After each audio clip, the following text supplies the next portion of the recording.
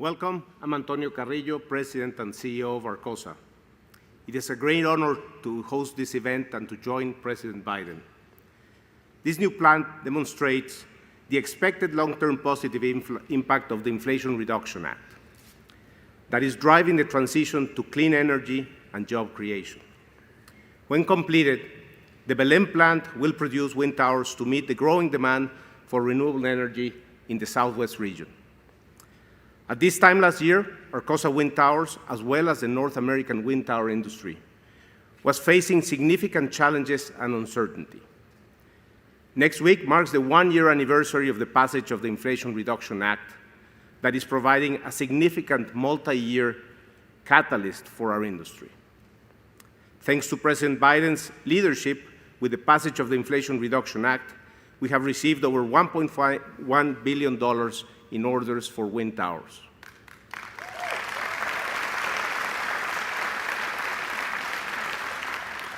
This is a great example of how policy has a direct impact on business.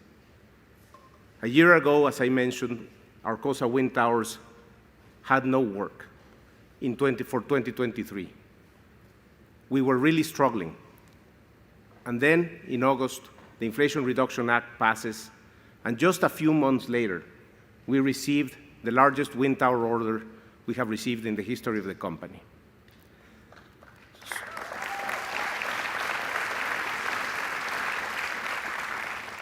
We announced this facility. We're investing $60 million. We're creating jobs. We're ramping up production in another 2 facilities of Arcosa, and I think we're just getting started. So, on behalf of the 6,000 employees of Arcosa and the communities where we are, I want to thank President Biden for pushing through this legislation and making it happen.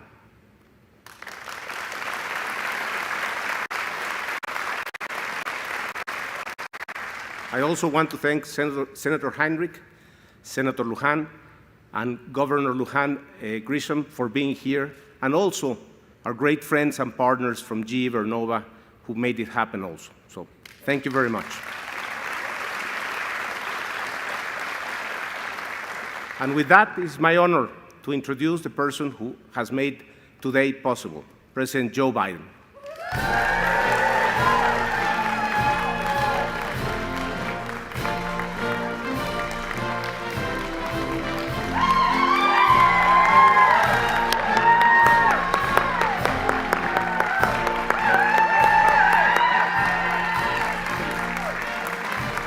Hey, folks, this is a team sport. It's a team sport. I'm going to talk about that in a minute. Thank you for the nice comments. Thank you, Mr. President. Thank you. Antonio, please, if you have a seat, take it. Antonio, thank you for that introduction and for hosting us here today. Governor, you are where are you sitting? You're the very best, kid. You're the best. No. That's a fact. You're the best. I love you. Thank you. Thank you. And Senator Heinrich, I tell you what, I'm glad I was a flanker back. I'm glad I didn't have you on the other side as a tight end. But good to see you, man. Thank you, and thank your whole family. Great to meet you. And that guy sitting next to you, you know, Ben Ray Lujan, I don't know where he came from, but I tell you what, I told him, I'm prepared to help in terms of making sure that that those folks are taken care of, by the way.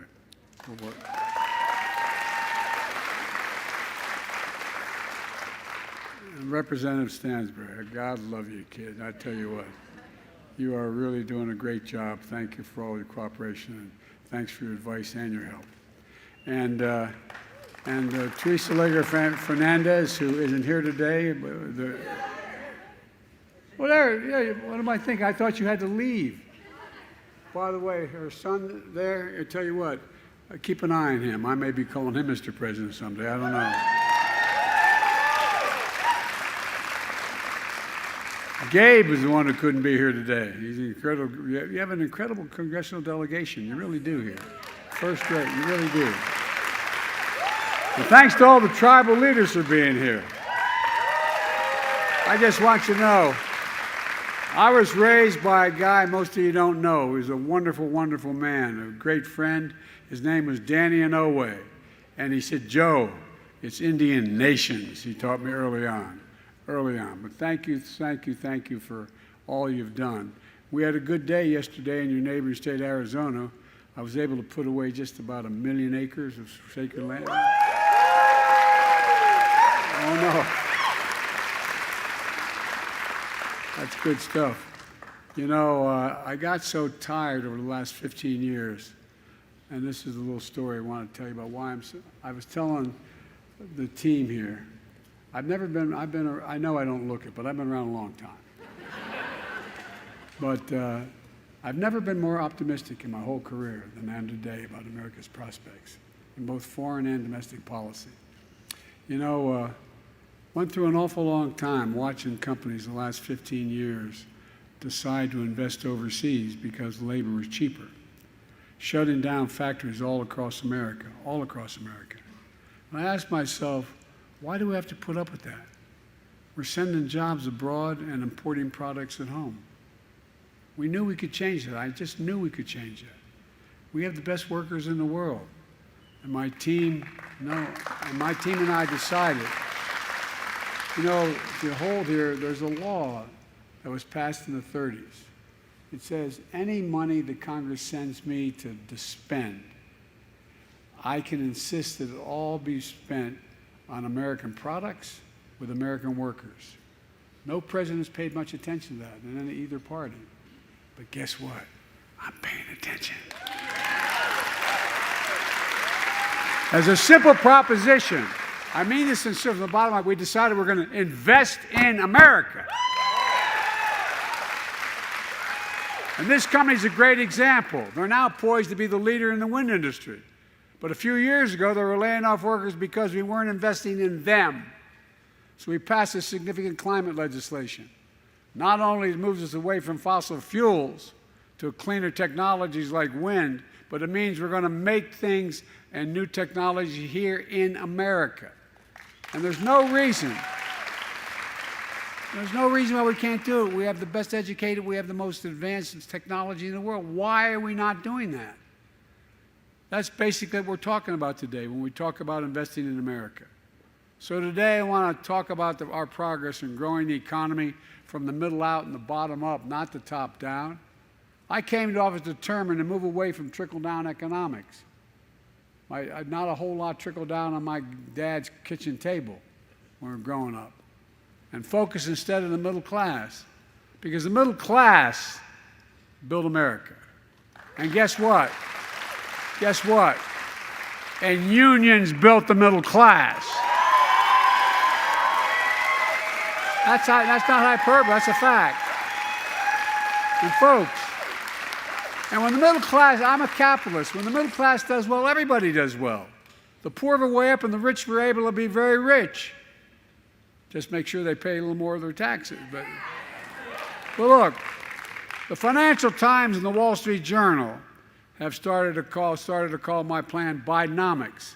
Initially, I don't think they meant it with a great deal of respect. With all due respect toward them, our plan is working. It's working. The economy has grown since I took office. It grew faster in the last quarter than anyone expected. And you know, we created over 13 million brand new jobs since I took office. 13 million in less than 3 years. 90,000 new jobs right here in New Mexico.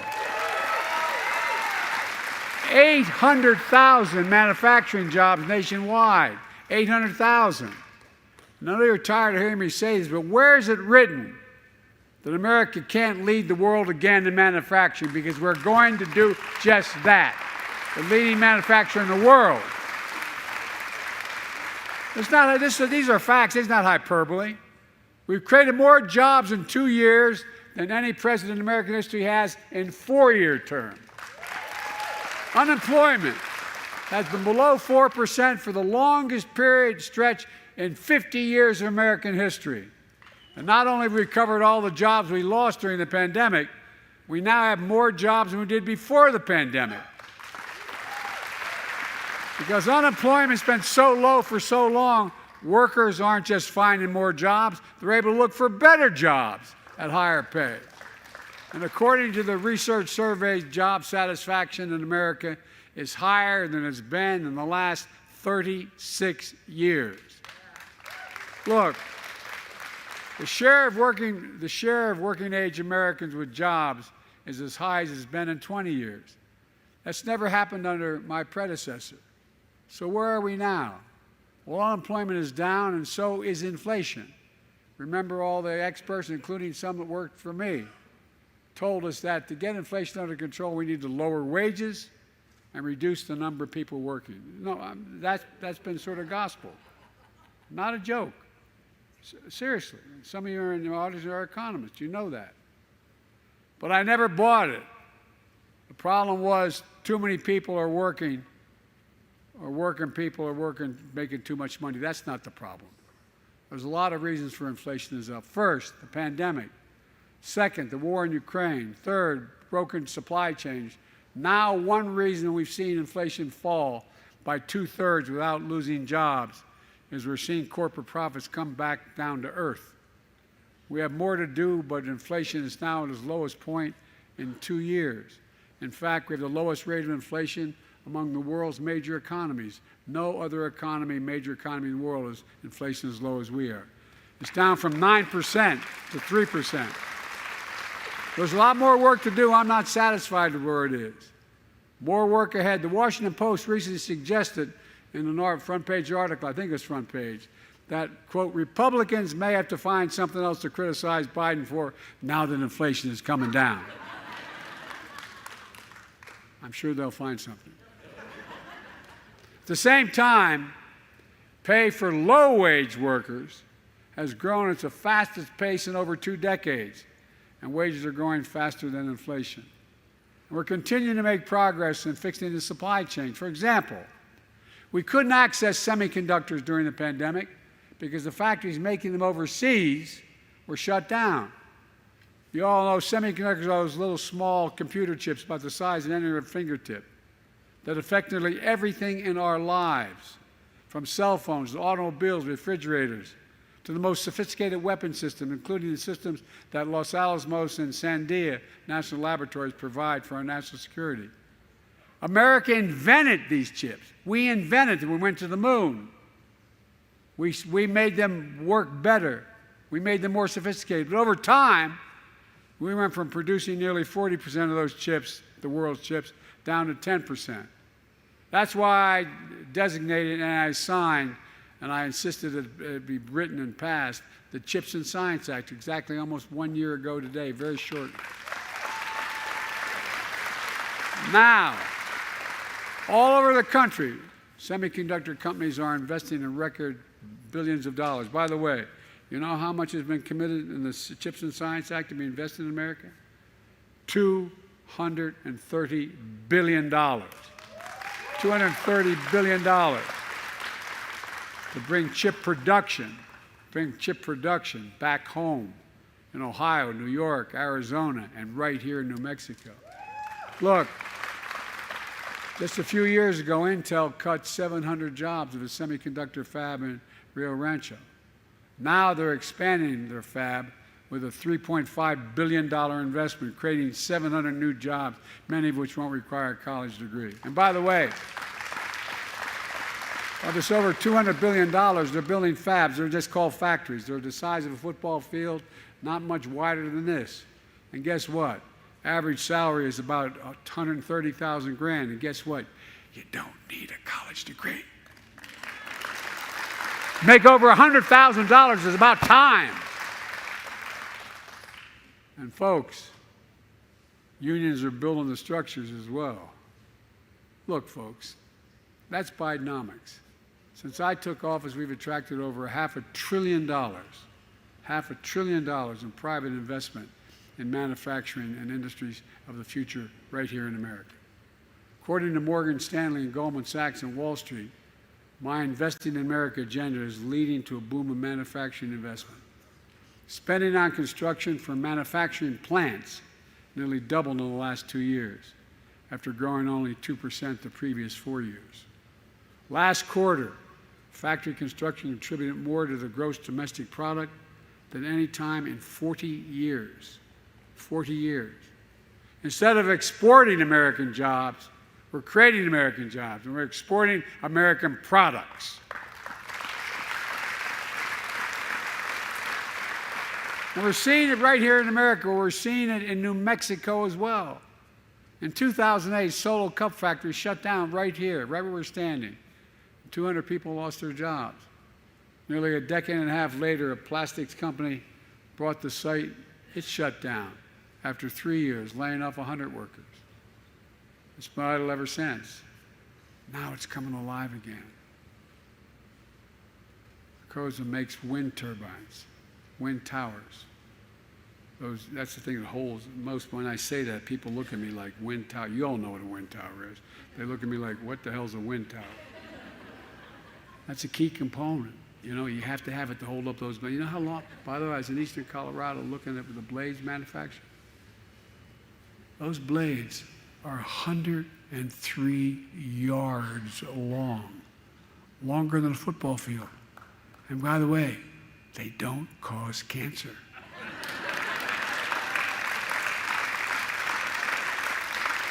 And by the way, wind energy is cheaper than fossil fuels. Solar energy is cheaper. A few years ago, business took a turn. They were forced to lay off 200 employees at plants all across America. Now, thanks to the new law I signed, making historic investments in clean energy, business is booming again. By the way, that we call it the Inflation Reduction Act, but within that is the act related to the climate. And it's $368 billion. And when I passed that, not one single guy on the other team voted for it. Nobody voted for it on the other team. Since I signed that law, bill into law, Arcosa has received $1.1 billion in orders for new wind towers. And today we're here breaking ground on a new plant that's going to create 250 new good-paying jobs. And meanwhile, we're speeding up permitting for transmission lines so wind energy produced by these towers reaches people's homes. Because what's happening now is it's hard to get a lot of these towers are old. And everybody is not in my neighborhood. They don't want a big new tower going up. So we're strengthening the towers and we're going to go underground. It costs 6 times as much to go underground. But we're learning how to do that more cheaply so that it doesn't cause the forest fires and all the things that happen when major windstorms knock these lines down.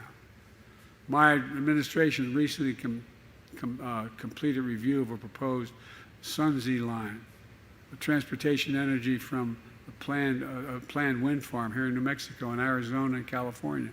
So you're going to generate the wind here, the energy here, and be able to transmit it all the way across Arizona into California as well. These projects are expected to create 2,000 new construction jobs and up to 150 permanent jobs, providing clean energy for up to 3 million Americans. 3 million. And reducing the pressures of climate change. Like I said, Bidenomics is about bringing supply chains back home. Arcosa makes wind towers that's going to go into turbines made by GE Vernova. I mispronounced it. Vernova in Florida, New York. Pattern Energy will use these turbines to build the largest wind farms in the Western Hemisphere, spanning Lincoln, Torrance, and San Miguel counties in New Mexico. And Sunzee will use that energy to power homes all across the Southwest. That's Bidenomics. It's cheaper. It's cheaper. That's what we're talking about, investing in America. You know, this company says investing they're making here is a direct result of the law we signed almost exactly a year ago, the most significant investment in clean energy in combating the existential threat of climate change ever anywhere in the world. Like I said, it's $368 billion. And Governor Lujan Grisham is leading the way, launching New Mexico Community Solar Program so families will save money on electric bills, stopping leaks of super polluting methane from oil and gas operations. We're capping thousands of those wells all across America, beginning in western Pennsylvania, coming west, and putting New Mexico on a path for a cleaner, cheaper electric transmission future as well, this state. Folks, when I think climate, I think jobs. I don't think all the dangers, there's real danger, but the jobs to fix the problem. My mother used to have an expression. After I lost my wife and daughter, she was trying to console me. She said, Joey, out of anything bad, something good will happen if you look hard enough for it. Well, all across America, we're looking. There are going to be a lot of good things that are going to happen as a consequence of this problem we're facing. What Arcosa is doing here is part of much broader clean energy manufacturing. It's going to happen in big cities and rural communities as well.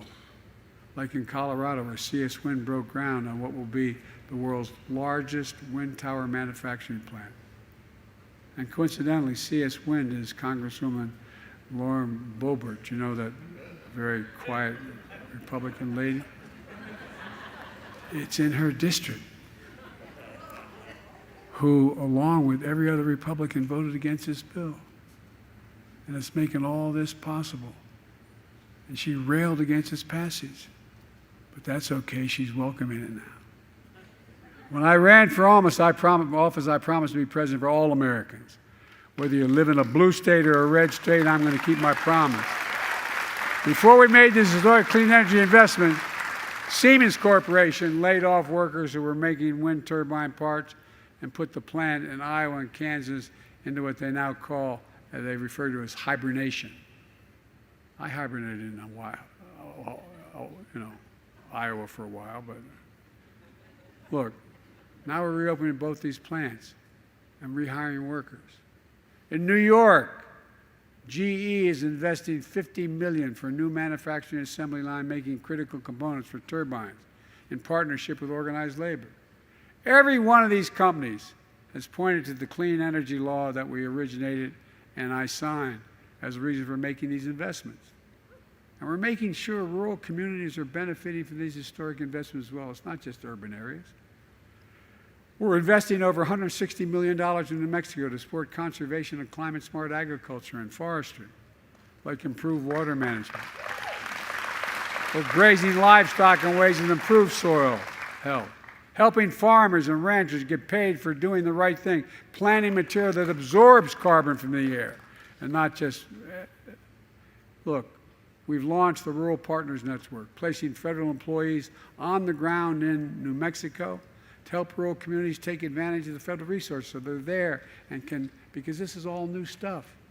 People on the ground and say, here's how you do it. This is what you do. Building an economy from the bottom up and the middle out means strengthening our rural economy so farmers and ranchers and their children don't have to leave home to find opportunities for work. Where I come from, it's all about pride. It's all about restoring pride. Being able to make a living in the community you love and where you were raised and not have to leave. Folks, it's all part of my plan. The plan is to invest in America. We're transforming our country, including by rebuilding America's infrastructure. We used to have the best infrastructure in the world. We were number one in the world. That's ports, railroads, airports, roads, everything. You know where we are now? We're number 13 in the world. China used to be number 8. Now they're number 2. How can you have the best economy in the world with a second-rate infrastructure? It's not possible. And through the bipartisan infrastructure law, we already announced over 37,000 projects in 4,500 communities all across America, including $3.6 billion in investments right here in New Mexico. So far, we're just getting started. For example, the City of Albuquerque is getting $25 million to rebuild the Uptown Transit Center, making it safer and more accessible and easier for folks to get uptown and helping transform the area into a vibrant community hub. We're investing $160 million in eastern New Mexico rural water system to build a new transmission pipeline, providing a critical water supply to nearly 70,000 people from Clovis to Portales to Cannon, Cannon Air Force Base. Look, right now, over 114,000 homes and small businesses across New Mexico don't have access to high-speed internet. We're investing over $1 billion in this state to connect every corner of this state, especially rural communities and family farms, to affordable internet. And people sometimes say, why are you doing that? Imagine if a long time Roosevelt and telephones came along saying, we're not going to help invest in telephones. Come on, man. I don't know what the hell we're thinking. Already, we're saving nearly 170,000 New Mexico families $30 a month on their internet bills so far. We're making investments like this all across the country. If I could pause for another second, there's a distinguished senator from the state of Alabama who used to be a pretty good football coach. And he's railed against this legislation. And then I noticed he had a big announcement. Alabama's going to get $1.2 billion for it. And I thought, wait a minute. Didn't he rail against that for a long, long time? I was inclined to go down and help him celebrate, but I decided not to. Look, we can see exactly where we're making these investments, and you can see exactly where they are. If you go to invest.gov, you'll know exactly where every one of these investments is going throughout America. These investments create thousands of good-paying jobs. We're making sure workers have the skills to do the jobs. For example, in New Mexico, we're funding the mobile training unit run by the Plumbers and Pipe Fitters Union, UA Local 412. It's going to train plumbers and pipe fitters and HVAC workers with a focus on training Latino workers, indigenous people, and people recovering from substance abuse.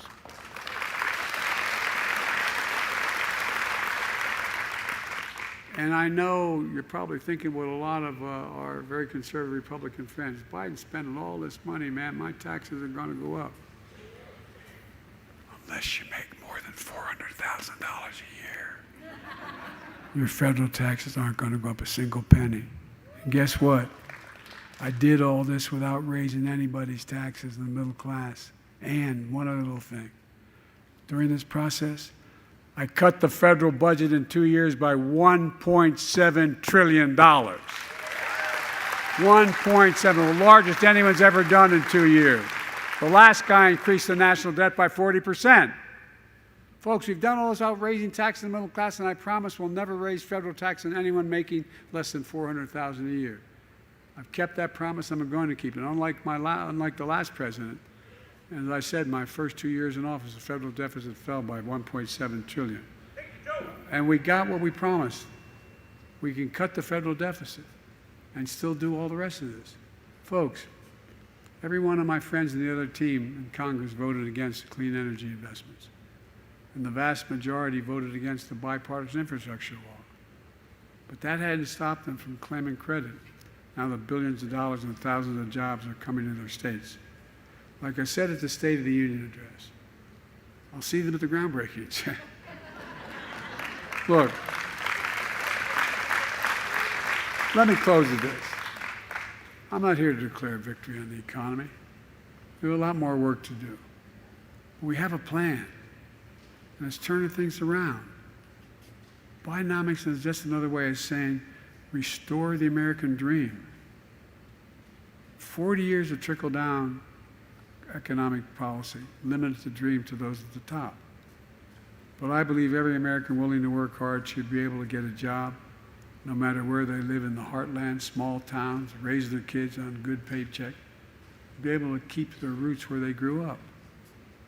My dad used to have a saying, and I mean it sincerely. He'd say, Joey, a job's about a lot more than a paycheck.